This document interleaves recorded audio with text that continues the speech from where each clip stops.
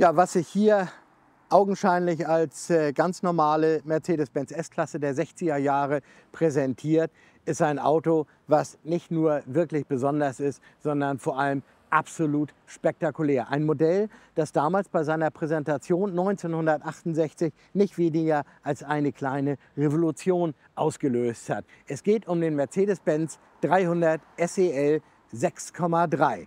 Wir wollen euch dieses Auto gerne näher bringen, wollen euch mit in das Auto, durch das Auto mitnehmen, möchten das Auto fahren, die Fahreindrücke sammeln, natürlich auch diese gigantischen Fahrleistungen mal erfahren. Und nicht zuletzt haben wir auch den Besitzer dabei, der sich einmal gepflegt durch das Daimler-Benz Werksarchiv gefräst hat, um die erstaunliche Geschichte dieses Autos mal zu recherchieren. Ja, willkommen mit an Bord in diesem Mercedes-Benz 300 SEL 6,3. Versetzen Sie sich einfach mal in die Situation, es ist 1968 und Sie sehen im Rückspiegel auf der Autobahn dieses Autogesicht. Das wird Ihnen Furcht eingeflößt haben, aber sicherlich nicht für lange, denn diese prägnanten Doppelscheinwerfer, die waren kurze Zeit später auch ab Werk für jeden Mercedes-Benz der S-Klasse W108, 109 zu haben. Also die S-Klasse, die gebaut wurde 1965 bis 1972. Mit diesen Doppelscheinwerfern debütierte 1968 dieser 6,3 Liter. Und weil mit diesen Doppelscheinwerfern natürlich dieses unglaubliche Überholprestige verbunden war, hingen sie schon wenig später an, ich würde sagen, an den meisten S-Klassen dieser Baureihe. Statt der wunderschönen aufrechten Kirchenfenster in einem Stück. Finde ich ein bisschen schade, aber so ist es halt. So dieses Gesicht mit den Nebelscheinwerfern und so weiter, das muss man sich wirklich einprägen, wenn es um Superautos, um Supercars der späten 60er Jahre geht. Wir haben ansonsten unverändert das Design, die Stilistik dieser sogenannten S-Klasse. Ist offiziell keine S-Klasse, erster Nachfolger der W116 wurde offiziell als S-Klasse tituliert. Man spricht aber auch heute hier von der S-Klasse, der ersten sozusagen. Ja, die Stilistik ist im Grunde identisch wie bei den kleineren Markenbrüdern, die mit dem 250S mit nur 130 PS anfingen. So, und ansonsten haben wir hier durch die längeren Hintertüren, das sieht man ganz gut, den längeren Radstand, aber auch den gab es in Verbindung mit den kleineren Sechszylindern. Was dieses Auto wirklich ausmacht, das sieht man allerdings erst unter der Motorhaube. Dazu kommen wir aber etwas später. Ja, wenn wir uns dem Heck zudrehen, dann sehen wir auch hier reicher Chromschmuck, ordentlich ornamentiert. Diese klassische Limousinenform der 60er Jahre, einfach ein wunderschönes Auto. Für mich stilistisch ein bisschen überzuckert mit diesen doppelten Stoßfängern und überall kleine Chromleistchen und so weiter. Aber das ist eben das, was damals der Herr Generaldirektor, der typischen Fall so ein Auto neu gekauft hat, auch bevorzugt hat. Nicht dieses lang ausladende Stufenheck mit einem großen Kofferraum drunter und dieser opulente Viertürer, das ist das, was damals als sexy galt. Was natürlich bei diesem Auto ganz besonders sexy ist, das ist dieser Schriftzug mit diesen übergroßen Lettern hier, 6,3. Das heißt, der Hubraum von 6,3 Liter. Und selbst das ist noch etwas untertrieben, denn tatsächlich wohnen hier 6.330 Kubikzentimeter unter der langen Motorhaube. So, ansonsten, wie gesagt, an anderen Details ist dieses Auto von außen nicht zu erkennen. Man würde vielleicht von einem Wolf im Schafspelz sprechen, was für mich historisch nicht ganz richtig ist, weil ein Schafspelz sieht für mich anders aus als so eine chromgeschmückte S-Klasse der späten 60er Jahre. Ja, wenn wir diese lange, elegante Kofferraumhaube öffnen, was offenbart sich da? Ein riesiger Raum, fast schon von Salonausmaßen für gefühlt 20 Koffer, die da reinpassen. Was ich fast skandalös finde, ist der Umstand, dass man damals nicht mal drauf gekommen ist, bei so einem luxuriösen, teuren Auto das Reserverad abzudecken. Das Reserverad an sich im Urzustand ist sauber, aber wenn es mal montiert wird, statt eines havarierten Reifens oder Rades, dann hat man hier Dreck im Kofferraum und das direkt neben dem Gepäck. Das ist eigentlich nicht so charmant. Da hat man noch ein bisschen, ich würde sagen, Luft nach oben gehabt. Nicht Luft nach oben gehabt hat man bei dem Equipment des Bordwerkzeugs. Das ist schon ein richtiges Werkstatt-Equipment, was hier mitgeführt wird. Heute könnte man denken, naja, das suggeriert, dass dieses Auto alle 500 Meter zusammengebrochen ist und deshalb die kundige Hand eines Schraubers bedurfte. Ist aber nicht so. Diese Werkstattsätze waren damals tatsächlich Standard in Autos dieser Größenordnung. Größenordnung natürlich insbesondere im Hinblick auf dieses gigantische Kofferraumvolumen. Sowas gibt es heute nur noch im Traum. Oder eben bei Oldtimern. So, wofür dieses 6,3 hinten auf der Haube steht, das werden wir uns jetzt mal live anschauen. Und zwar unter der vorderen Haube. Dort wohnt nämlich der bereits erwähnte wirklich prächtige 6,3 Liter V8 mit 250 PS bei 4000 Umdrehungen. Ja, so ein riesiger Motor in so einem doch einigermaßen bescheiden formatierten Auto. Wie ist es dazu gekommen? Die Geschichte ist relativ einfach. In dieser Karosserie hatte Mercedes-Benz zuvor das Spitzenmodell 300 SE mit dem reinen Sechszylinder 160 PS, später noch mal kurz auf 170 PS Leistung gesteigert. Damit hatte man eine sehr schnelle Limousine im Programm, lief knapp 200, wurde aber allmählich von anderen Herstellern, anderen Marken, anderen Luxuslimousinen links und rechts überholt. Die US-amerikanischen Limousinen hatten teilweise zu der Zeit bis zu 300 DIN PS, 7,5 Liter Hubraum. Dagegen musste Daimler-Benz natürlich auf dem eminent wichtigen US-Markt antreten. Andererseits kamen europäische Marken mit sehr schnellen Luxuslimousinen, Sportlimousinen, wie zum Beispiel Maserati mit dem Quattroporte, eigentlich ein Supersportwagen mit 4 Türen. Easy Rivolta kam mit dem Fidia und das waren halt Autos, die auch teilweise große V8-Motoren in einem europäischen Prêt-à-porter, in einem Modellkleid quasi hatten. Und solche Luxuslimousinen waren wirklich State of the Art damals, ab Mitte der 60er Jahre etwa. Und es ging natürlich für Daimler-Benz darum, da etwas dagegen zu setzen, um ein bisschen die Pace zu wahren. So, und man besann sich dann eben darauf, dass man den Motor aus der Staatskarosse, dem Mercedes-Benz 600 mit 6,3 Liter Hubraum, dass man diesen Motor in diese relativ, ich sag mal, bescheidene Karosserie verpflanzte. Wie es zu dem Motor gekommen ist, das vielleicht noch mal eine kleine, ganz interessante Geschichte. Es war so, dass Mitte der 60er Jahre, Anfang der 60er Jahre schon wirklich ein Wettrüsten stattfand zwischen den Luxusautoherstellern. Rolls-Royce hatte mit dem per Selbstanspruch besten Auto der Welt ab Anfang der 60er Jahre den reinen Sechszylinder durch einen V8 ersetzt, und zwar mit 6230 Kubikzentimeter Hubraum, 6,25 Liter, wie das die Engländer nannten, 6,25 Liter. Und bis dahin hatte Mercedes-Benz mit der geplanten Staatskarosse mit einem 6-Liter-Motor disponiert. Und das konnte man natürlich nicht auf sich sitzen lassen, dass Rolls-Royce einen größeren hatte. Dann hat man gesagt, gut, dann bauen wir gleich einen 6,3 Liter, dann ist der wenigstens vom Hubraum etwas größer. Übrigens hat Rolls-Royce dann seinerseits zum Modelljahr 1970 wieder mit einer Hubraumvergrößerung reagiert und hat den 6,75 Liter gebracht, den 6,75 Liter, womit er wieder größer war als dieser Mercedes 600 Motor. Das nur mal so grundsätzlich zu dem Wettrüsten. Der ärgste Gegner, den es aber per Prestige zu schlagen gab, das war ein eigentlich bürgerlich klingendes Modell, nämlich der Opel Diplomat.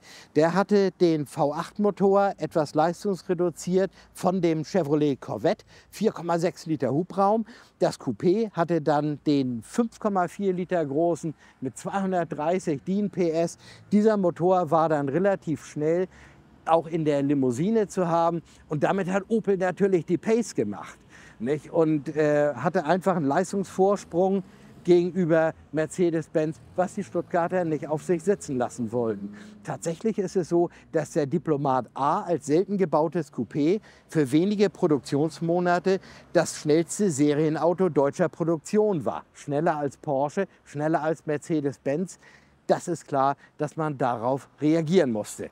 So, wie es nun en Detail zu diesem gigantischen Motor, der kaum in diesen Motorraum passt, in diesem Gehäuse gekommen ist, das erzählt uns am besten der Besitzer dieses unglaublichen Autos. Darf ich zu mir bitten, Jörg Hatscher. Ja, hallo Wolfgang. Jörg, moin. Moin. Ich grüße dich. Du hast uns ein tolles Auto mitgebracht, muss ich ganz ehrlich sagen. Wir haben hier, vielleicht fangen wir damit mal an, wir haben hier einen Aufkleber mit einer, ist schon ein bisschen verblichen, mit einem, ja, sieht aus, als wenn da ein Regenwurm drüber gekrochen ist aber ein Originalautogramm. Ja, ist Erzähl das mal. Originalautogramm von Erik Wachsenberger. Das Ja. war der Entwicklungsingenieur oder derjenige, der vor allen Dingen dafür verantwortlich war, dass ein, naja, vom Band gefallene Coupé-Karosserie verheiratet wurde, ohne dass der Vorstand das wusste, mit dem Motor aus dem 600er. Das war ein 250 SE Coupé von 1966. Mensch, Der was du alles weißt. Hammer. gehört dazu. Genau. Ja, und der ist alle Dauerläufe durchgelaufen, sogar Heidedauerlauf. Also die haben alles gemacht und haben dann das Auto dem Vorstand vorgestellt. Und wenn man sich das mal vorstellt. Also sozusagen eine Guerillataktik. Das war Guerillataktik, aber Durch die auch, Hintertür reingeschoben. wie man sah, mit Hand und Fuß. Und Ja. der Vorstand hat dem auch zugestimmt. Die hatten noch leichte Bedenken. Die konnten nicht ahnen, dass später 6.552 Autos draus wurden. Ja, Und als die dann sagten, ja, dann bauen wir ein paar Entwicklungsträger, 5 Stück, da hieß es vom Vorstand nur, wieso? Sie haben doch einen, haben Sie doch schon. ja, okay. Mussten die ein Ja, nicht wenig schlecht. improvisieren. Ich finde das total lustig, wenn man so hört, wie das damals ja quasi so hemdsärmlich abgegangen ist. Ja. Nicht? Also nicht mit 500 verschiedenen Entscheidungsebenen, wo jede grundsätzliche coole Idee erstmal breit gequatscht und halb gekillt wird, sondern einfach ausprobieren, machen.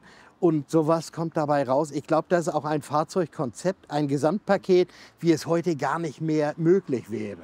Nein, natürlich nicht. Das war ja auch absolut herausragend. Und wenn man sich vorstellt, dass das Auto zum Erscheinungstermin schneller war als der aktuelle Porsche 911 S in der Limousinenform, das waren ja Ideen, die man da in der Zeit hatte. Ja.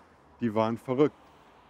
An dem Punkt ist es vielleicht sinnvoll, mal einfach ein paar Zahlen zu nennen. Das ist vielleicht für Leute, die die heutige Standards gewöhnt sind, ist das vielleicht nicht besonders spektakulär. Aber dieses Auto läuft mit 250 PS, Werksangabe 220, teilweise 225. Ja. Die Testwerte rangieren so in der Region 221 bis 224. Das sind jedenfalls so die Zahlen, mit denen man da zu rechnen hat. Besonders spektakulär finde ich allerdings die Beschleunigung. Das Auto hat serienmäßig eine Viergang-Automatik, das heißt keine Handschaltung. Die gab es nicht, wurde überlegt, ist aber nicht realisiert worden. Und die Werksangabe war 8,0 Sekunden. Und ungefähr so lange braucht das Auto ja auch, wenn man es in normalem Automatikmodus aus dem Stand hochjagt. Aber handgeschaltet ist diese Automatik imstande, das Auto in 6,5 Sekunden. Ja, hat die Automotor und Sport damals getestet, Richtig. Also verbrieft noch mit den Messrädern und allem drum und dran. Das war, also heute lächelt man vielleicht darüber, aber man muss sich überlegen, das ist fast 6 Jahrzehnte her. Jetzt vor allen Dingen nicht nur 6 Jahrzehnte her, sondern es war damals, um mal diese Maßstäbe zu verdeutlichen, die meisten 12-Zylinder Ferrari-Modelle, die es damals gab, waren weniger schnell von 0 auf 100 als dieser ich sag mal, seriös aussehende Mercedes-Benz mit diesem unglaublich gigantischen Motor unter der Haube. Nun sind ja aus 6,3 Liter 250 PS sind ja an sich nicht besonders viel.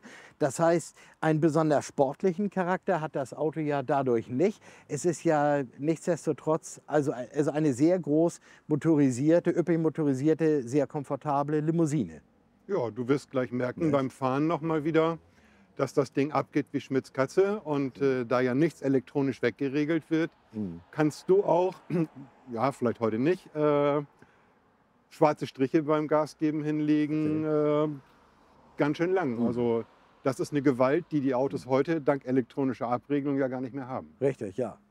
Ja, das ist völlig klar. Aber ich wollte nur darauf hinaus, also es ist kein klassischer Hochleistungsmotor, der es besonders hoch dreht.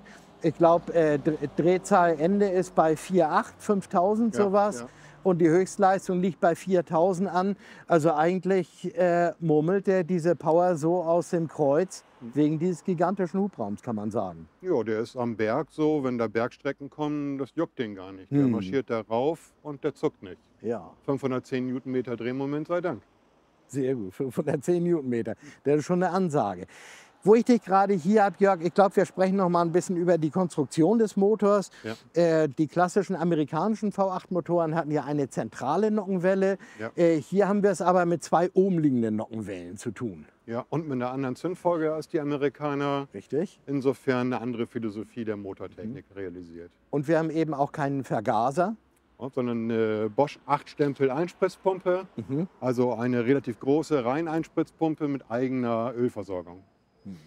Da kann man vielleicht auch noch mal dazu sagen, das ist vielleicht für den einen oder anderen auch noch mal interessant. Diese Einspritzanlage kam ursprünglich aus Jagdflugzeugen des Zweiten Weltkriegs, wurde dann nachher domestiziert für den Rennsport. Das erste Serienauto damit war ein kleiner Gutbrot mit Zweitaktmotor und Mercedes-Benz hat dann diese Einspritzanlage, die übrigens auch später im Porsche 911 verwendet wurde, von 1969 bis 75, Entschuldigung, hat Mercedes-Benz eben mit Bosch zusammen diese Einspritzanlage tatsächlich für die Straßenfahrzeuge adaptiert. Und es ist ja an sich eine richtige Hochleistungseinspritzung. Rein mechanisch. Ja, aber eben halt problemlos. Ne? Also Ja. bis ins hohe Alter. Es braucht nicht viel dran eingestellt werden. Beim Vergasern hast du immer wieder diffizile Dinge zu tun. Und da war die Einspritzung natürlich von der Leistung her klar, aber auch vom Handling her ein deutlicher Fortschritt. Ja. Eine tolle Sache, solange nichts kaputt geht, weil wer einmal in diese Pumpe reingeguckt hat, Ja. mit der Raumnockensteuerung und so weiter, also allein diese Einspritzpumpe, die hier ja im Zylinder V sozusagen drin sitzt, die ist ja an sich schon von der Komplexität her mehr als der Motor selbst, kann man sagen. Das stimmt. Also schon ein tolles Stück Technik, das man leider nicht bei der Arbeit sieht. Das finde ich immer ein bisschen schade. Ja. Ja, toll. Vielen herzlichen Dank Ja. für die Erklärung. Vielen herzlichen Dank für dieses großartige Auto. Eine Frage habe ich dann doch noch mal, und zwar zu dieser interessanten Farbe Moosgrün. Ja. Erzähl uns noch mal was dazu. Ja, Und das, überhaupt zu der Historie dieses Autos. Ja, das ist eine LKW-Farbton, also sehr erstaunlich. Denkt man, der ist nachlackiert oder irgendetwas? Nein, ist er nicht. Er hat kodiert die Farbnummer auf dem Typenschild. Ganz einfache Erklärung, der Spediteur, der Erstbesitzer war ein Spediteur mit einem sehr, sehr großen Mercedes-Fuhrpark und seine PKWs wurden dann halt auch in der Farbe ab Werk ausgeliefert. Angeblich, denke, das lässt sich nicht belegen, das ist der einzige sonderlackierte 6,3 Liter. Tatsächlich. Ich kann mir das nicht gut vorstellen. Es waren ja ein paar mehr. Ist es denn tatsächlich so, dass keine Sonderfarbe gewählt werden konnte bei diesen Fahrzeugen offiziell? Da müsste man wieder gucken, wer sich geschichtlich da tiefer reingesteckt hat. Manchmal sind die Quellenangaben schwierig und ich habe keinen anderen gefunden, sagen wir mal so. Also was ich interessant finde, das vielleicht noch als kleine Anekdote dazu. Es gab damals natürlich auch sehr prominente Kunden, die diesen 6.3er gefahren haben. Einer davon war ein Psychologe und Professor Dr. Otto Domnick. Ich weiß nicht, ob du Ja. den Namen mal gehört hast. Und Otto Domnick wollte immer das beste Auto der Welt, wollte aber kein Markenlabel drauf haben. Ja. Und er hat alles in Bewegung gesetzt, um diesen 6.3er ohne Mercedes-Sterne zu bekommen. Und bei Daimler-Benz hat man sich also mit Händen und Füßen dagegen gesträubt, dieses Auto an den Professor Domnick ohne Sterne auszuliefern. Und nachher war das salomonische Urteil, also das Auto verlässt das Werk inklusive der Sterne und angeblich ungefähr 100 Meter vom Werkstor entfernt ist der Kram dann demontiert worden, beziehungsweise dann hat das Auto eine geschlossene Kühlermaske ohne die Löcher bekommen und so weiter. Die kam natürlich inoffiziell ebenfalls von Daimler-Benz, aber damit ist das Auto dann in Kundenhand gegangen an den etwas skurrilen Professor Domnick. Aber Mercedes hat eben sein Gesicht dahingehend gewahrt, dass das Auto inklusive der Sterne das Werk verlassen hat. Das Ja. nochmal als kleine Anekdote dazu. Um die 6,3 Liter gibt es viele, viele Geschichten Absolut. und es gäbe noch sehr viel zu erzählen. Ist ja auch ein legendäres Auto. Ich wünsche dir viel Spaß damit. Herzlichen Dank, lieber Jörg. Ja, da bin ich wirklich gespannt, wie sich diese automobile Gewaltmaßnahme als Live-Erlebnis anfühlt.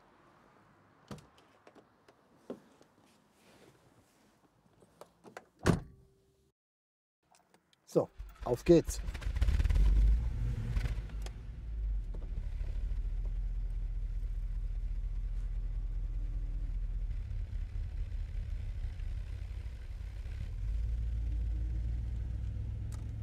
Ja, wir müssen ein bisschen behutsam anfangen. Der Motor ist noch kalt. Ich muss ihn erstmal etwas warm fahren, um tatsächlich etwas Leistung abfordern zu können. Was man schon jetzt spüren kann, ist, dass das Fahrwerk eigentlich sehr herzhaft abgestimmt ist. Relativ harte, kurze Stöße kommen durch. Die Lenkung ist sehr direkt und gefühlvoll, also eigentlich fast ein sportliches Fahrverhalten. Und auch die Automatik schaltet überhaupt nicht so, wie man es beispielsweise von amerikanischen Limousinen mit V8-Motor kennt. Die schalten ja wirklich butterweich und man merkt die Übergänge der einzelnen Gänge überhaupt nicht.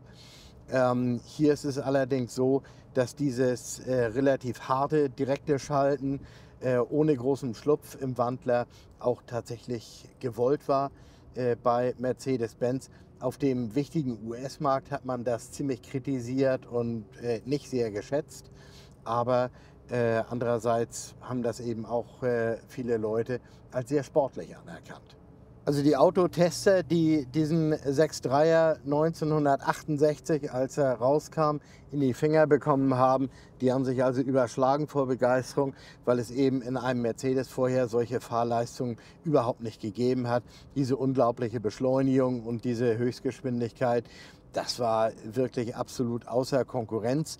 Das amerikanische Fachblatt Road and Track hat gesagt, ja, das ist mit Sicherheit die beste Limousine der Welt, wobei man natürlich nicht qualifizieren konnte, was außerhalb dieser Welt sonst noch an Limousinen rumfährt.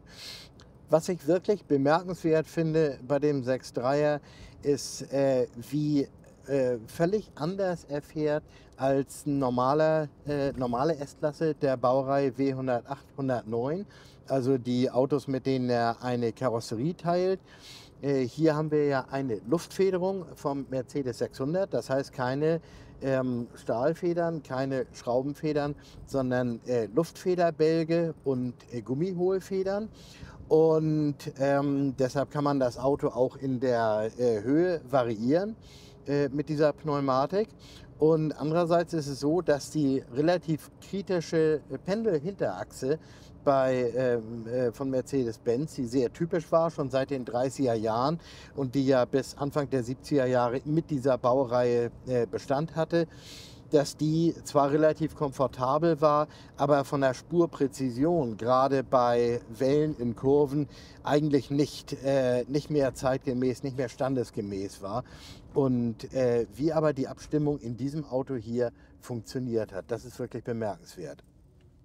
So, ich denke, der Motor hat jetzt die Betriebstemperatur, die er braucht, um mal ein bisschen zeigen zu können, was in ihm steckt. Dann wollen wir mal reintreten. Jawohl, das ist wirklich eine Urgewalt von unten raus. Spektakuläre Beschleunigung, allerdings bei zivilen Drehzahlen. Das ist also wirklich, wirklich bemerkenswert, wirklich eindrucksvoll. Imposantes Beschleunigungsvermögen und dabei auch eine tolle Straßenlage. Und was wirklich bemerkenswert ist, ist, dass die Automatik bei dieser sportlichen Gangart offensichtlich deutlich geschmeidiger hochschaltet als in gemächlichem Betrieb. Das habe ich bei einer Wandlerautomatik sonst noch nie erlebt. Also wirklich was ganz Besonderes. Ja, dieses unglaubliche Automobil gab es ab 1968 für 39.150 Mark zu kaufen. Das ist je nach Betrachtungswinkel viel oder wenig. Die quasi identisch aussehende S-Klasse mit dem Basismodell Mercedes-Benz 250S mit 130 PS gab es bereits für die Hälfte. Andererseits waren Konkurrenzmodelle wie beispielsweise der Maserati Quattroporte, die fahrleistungsmäßig deutlich das Nachsehen hatten, erheblich teurer, teilweise sogar fast doppelt so teuer wie dieser Mercedes. Die kosteten 65.000, 68.000 Mark, sowas in der Richtung.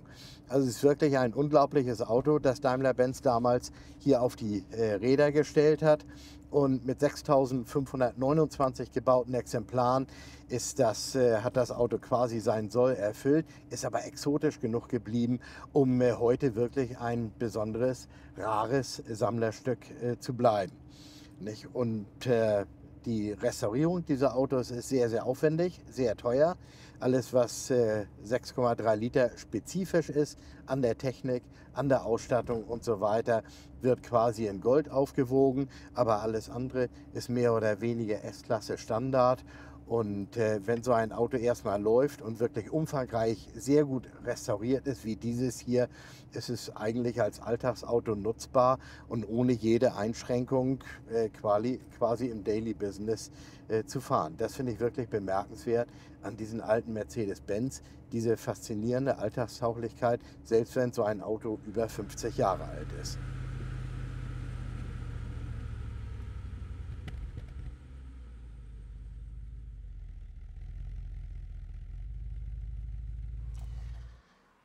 Ja, ein wirklich beeindruckendes Erlebnis, dass dieser 6,3 Liter V8 in der S-Klasse Karosserie bietet.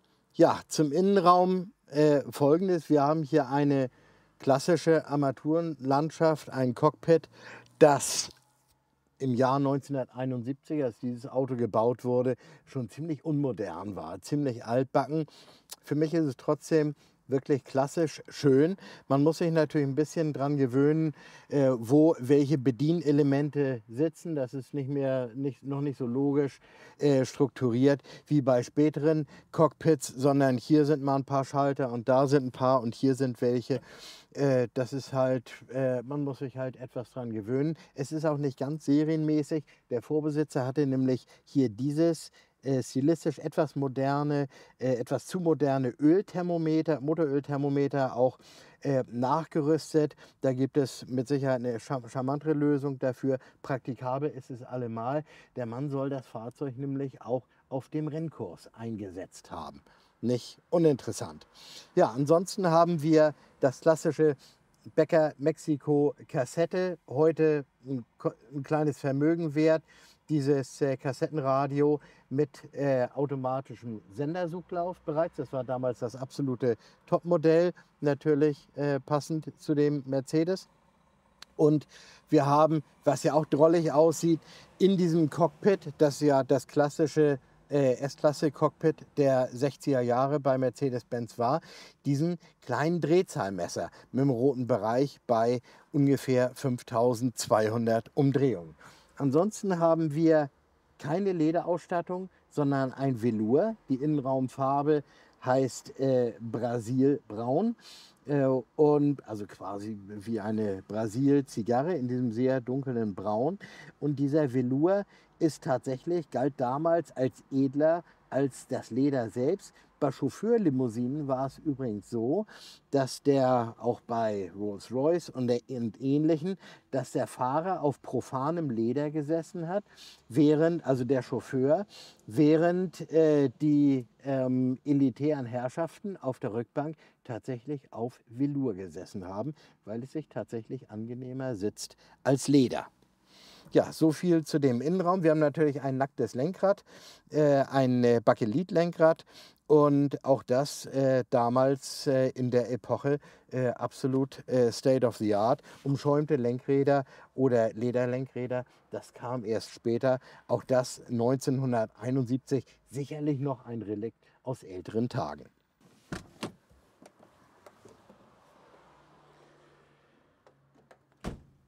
Ja, liebe Zuschauer, ich hoffe, dass Ihnen diese kleine Ausfahrt mit dem Mercedes-Benz 300 SEL 6,3 genauso gefallen hat wie mir. Ein wirklich absolut faszinierendes Auto, gerade im zeitlichen, epochalen Kontext der späten 60er Jahre.